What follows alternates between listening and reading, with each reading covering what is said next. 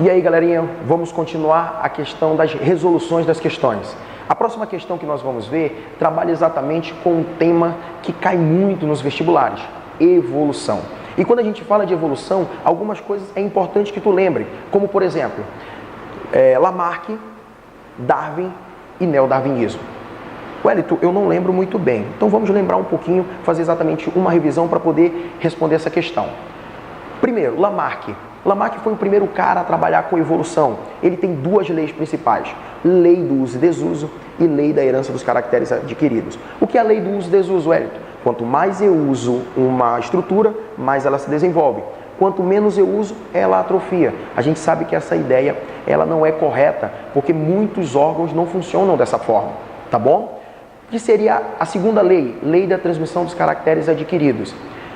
Tudo, segundo Lamarck, através do livro Filosofia Zoológica que ele publicou, tudo aquilo que for adquirido pelo pai vai ser passado para os descendentes e todas as gerações vão apresentar essa característica. Então, se o cara, por exemplo, perdeu um braço, o filho nele possivelmente pode nascer sem um braço. E a gente sabe que isso não acontece, tá bom? Então, por conta dessas ideias, o Lamarck ele teve grande importância, mas por ser o primeiro a falar de genética, de evolução, mas ele não tinha conhecimento genético, não tinha conhecimento de uma porrada de coisa, então muitas das ideias dele não foram levadas a sério.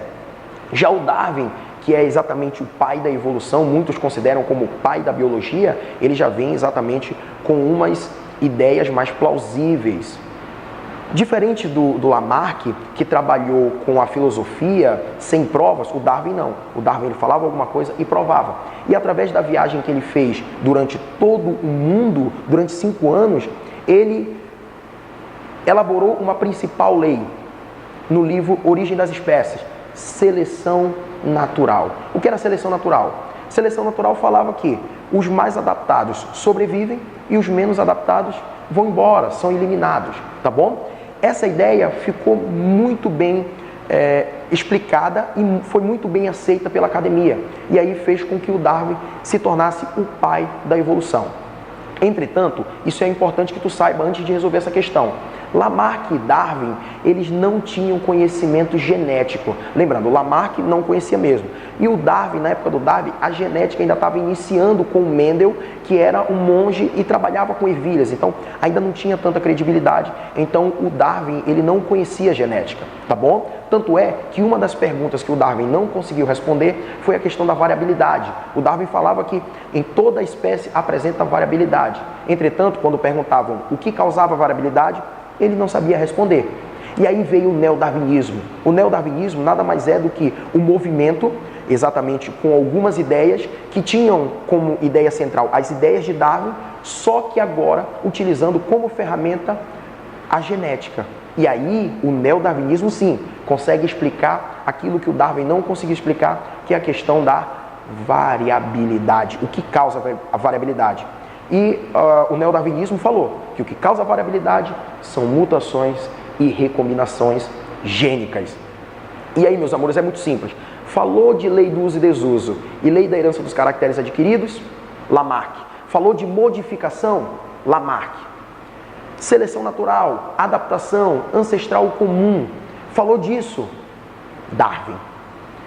E se falou de genética, em algum momento, genética, mutação, recombinação gênica, eu já sei que é neodarwinismo. Então, com base nisso, vamos ver a próxima questão. Os anfíbios são animais que apresentam dependência de um ambiente úmido ou aquático. Nos anfíbios, a pele é de fundamental importância para a maioria das atividades vitais. Apresentam glândulas de muco para conservar-se úmida, favorecendo as trocas gasosas, e também podem apresentar glândulas de veneno contra micro-organismos e predadores. Meus amores, percebam que essa questão, ela trabalha exatamente uma adaptação dos anfíbios.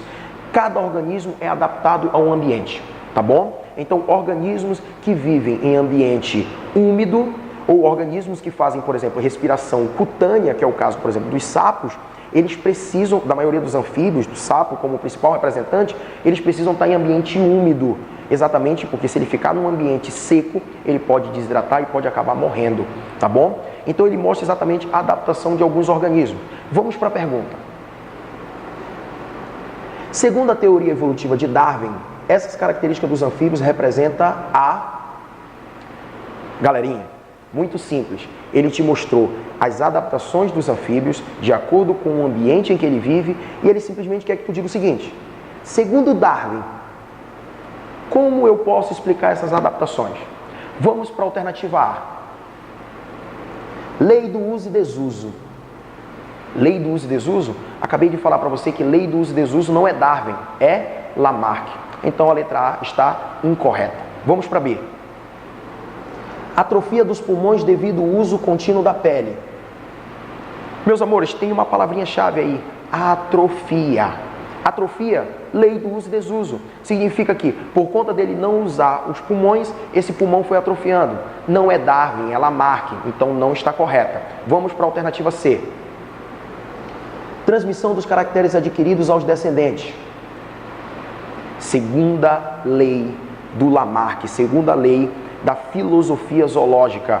Meus amores, alternativa incorreta. A gente está querendo saber o que o Darwin pensaria e não Lamarck. Vamos para D. Futura extinção desses organismos, pois estão mal adaptados. Meus amores, esse comando dessa questão mostra que os organismos estão mal adaptados? Pelo contrário, os organismos estão bem adaptados a esse ambiente. Então não vai ter extinção. Letra D também está incorreta. Vamos para a letra E.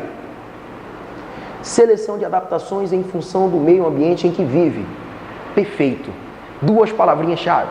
Seleção e adaptação. O Darwin falava o seguinte: se tu te adapta ao ambiente, tu vai ser selecionado positivamente. Se tu não te adaptou ao ambiente, você vai ser selecionado negativamente. O que significa isso? Que você vai ser excluído. Então a alternativa dessa questão é letra E. Fácil e simples.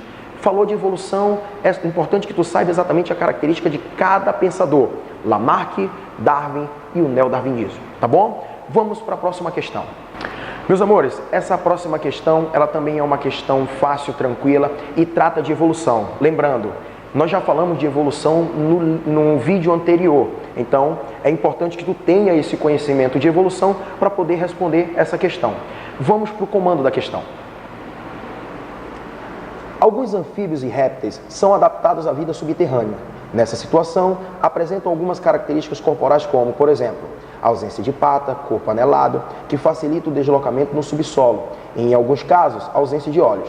Suponha que um biólogo tentasse explicar a origem das adaptações mencionadas no texto, utilizando conceitos de teoria evolutiva de Lamarck.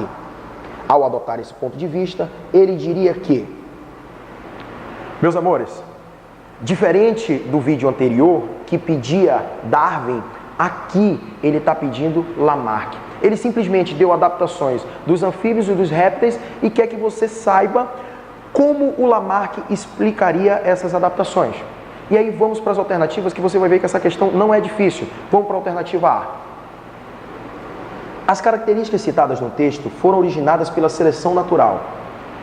Meus amores, seleção natural é Darwin. Aqui na questão ele não quer Darwin, aqui na questão ele quer Lamarck. Então, a alternativa A está errada.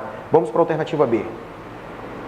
A ausência de olhos teria sido causada pela falta do uso dos mesmos, segundo a lei do uso e desuso. Perfeito.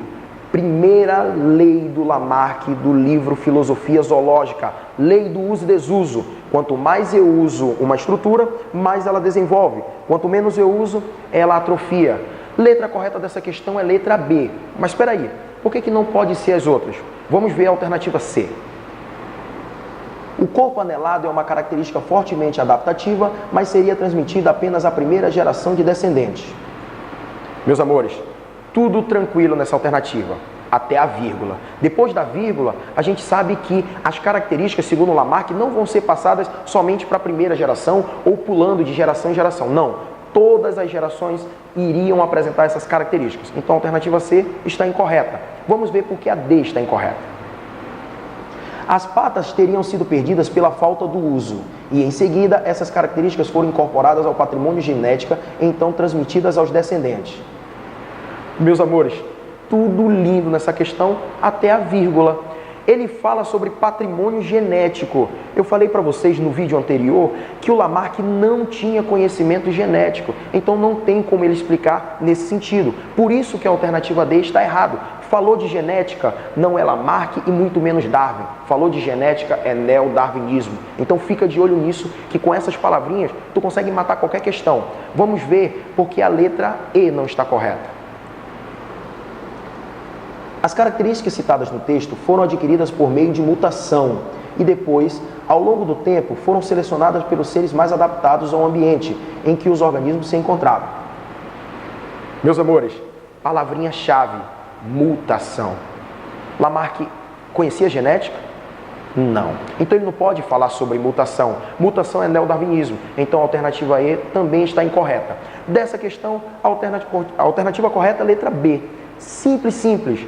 Não esquece essas palavrinhas, anota no teu caderno, porque com essas palavras-chave você consegue matar qualquer questão relacionada à evolução. Vamos para a próxima questão. Meus amores, a próxima questão, ela trabalha um assunto que costuma cair muito no vestibular, que é citologia, principalmente especiação de membrana, tá bom? Vamos para o comando da questão e daí você vai entender. As serpentes que habitam regiões de seca podem ficar em jejum por um longo período de tempo devido à escassez de alimento. Assim, a sobrevivência desses predadores está relacionada ao aproveitamento máximo dos nutrientes obtido com a presa capturada. De acordo com essa situação, essas serpentes apresentam alterações morfológicas e fisiológicas, como o aumento da vilosidade intestinal e a intensificação da irrigação sanguínea na porção interna dessas estruturas. Meus amores, ele fala sobre a adaptação de uma serpente, que ela precisa absorver o máximo possível de nutrientes, exatamente para poder conseguir viver por um longo período de tempo, sem precisar se alimentar novamente. E aí essa questão, ela trabalha uma coisa que é muito importante, que costuma cair até no sistema digestório humano, que é a questão das microvilosidades. As microvilosidades, por exemplo, na espécie humana, está dentro do intestino delgado. E qual a função das microvilosidades? As microvilosidades, elas têm a função de aumentar a superfície de contato com o nutriente e, a partir daí, aumentar a absorção de nutrientes. Questão simples e que costuma cair muito nos vestibulares, associada exatamente a microvilosidades. Então, vamos para a pergunta. A função do aumento das vilosidades intestinais para essas serpentes é maximizar. Meus amores, bem simples, bem fácil. Então, o que ele quer saber? Existem algumas questões, deixa eu te dar uma dica. Existem algumas questões que não necessariamente, muitas vezes, tu vai precisar ler o texto para poder saber o que ela quer. O que eu te aconselho, exatamente porque o vestibular, além de conhecimento, ele é estratégia, é você ler primeiro o comando da questão. Lê o que a questão quer, lê o que a questão está te pedindo. Depois, você vai para o texto. Porque muitas vezes, tu consegue resolver a questão só pelo comando. Olha só, o comando dessa questão já te dá exatamente todo o suporte do que ele quer. Ou seja, qual a função das microvilosidades? Vamos para a alternativa A. Comprimento do trato gastrointestinal para caber mais alimentos. Meus amores, as microvilosidades servem para aumentar exatamente isso? Para que caiba mais alimentos? Não. A alternativa A está incorreta. Vamos para a alternativa B. Área de contato com o conteúdo intestinal para absorção de nutrientes. Perfeito. A alternativa B é a alternativa correta. Então, quando eu aumento as microvilosidades, automaticamente eu vou aumentar a superfície de contato com os nutrientes e aumentar essa absorção. Então, a letra correta dessa questão é a letra B. Mas, Wellington, por que as outras não estão corretas? Vamos para a alternativa C. Liberação de calor via irrigação sanguínea para controle térmico do sistema digestório. Meus amores, a gente sabe que as microvilosidades, elas não estão associadas a isso. Elas estão associadas à absorção de nutrientes, tá bom? Então, a alternativa C também está incorreta. Vamos para a alternativa D. Secreção de enzimas digestivas para aumentar a degradação proteica no estômago.